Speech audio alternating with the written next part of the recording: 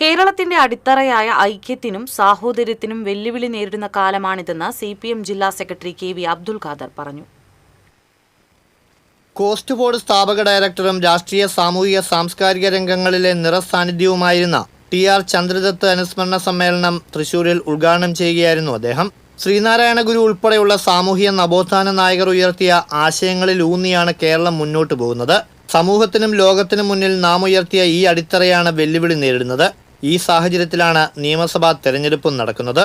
അതുകൊണ്ട് തന്നെ മനുഷ്യനെ മനുഷ്യനായി കാണുന്ന ശക്തികൾ നിലനിൽക്കണം. അതിന് നാം ഒന്നായി മുന്നോട്ട് പോകണമെന്നും അദ്ദേഹം കൂട്ടിച്ചേർത്തു. രാഷ്ട്രീയ ബോധവും ഇച്ഛാശക്തിയുമാണ് ഏത് പ്രതിസന്ധിയിലും ദത്തുമാഷിനെ മുന്നോട്ട് നയിച്ചത്. വിലപ്പെട്ട മാനവികതയുടെ വലിയ സന്ദേശമാണ് ദത്തുമാഷ് സമൂഹത്തിന് നൽകിയതെന്നും അബ്ദുൽ ഖാദർ അഭിപ്രായപ്പെട്ടു. സാഹിത്യ അക്കാദമി ഹാളിൽ നടന്ന ചടങ്ങിൽ ദത്തുമാഷിന്റെ സഹോദരൻ TR അജയൻ അധ്യക്ഷത വഹിച്ചു. അധ്യാപികയും എഴുത്തുകാരിയുമായ ഡോക്ടർ അനൂപ് പാപ്പച്ചൻ അനുസ്മരണം നടത്തി. ഇന്ത്യൻ മതേതരത്വം സങ്കല്പനത്തിന്റെ ചരിത്രം എന്ന വിഷയത്തിൽ തിരൂർ മലയാളം സർവകലാശാല പ്രൊഫസർ ഡോക്ടർ അനിൽ ചേലേമ്പ്ര അനുസ്മരണ പ്രഭാഷണം നിർവഹിച്ചു. C. Achutha Menon study and research സെന്ററും അയ്യന്തോൾ കോസ്റ്റ് ബോർഡും സംയുക്തമായാണ് അനുസ്മരണം സംഘടിപ്പിച്ചത്.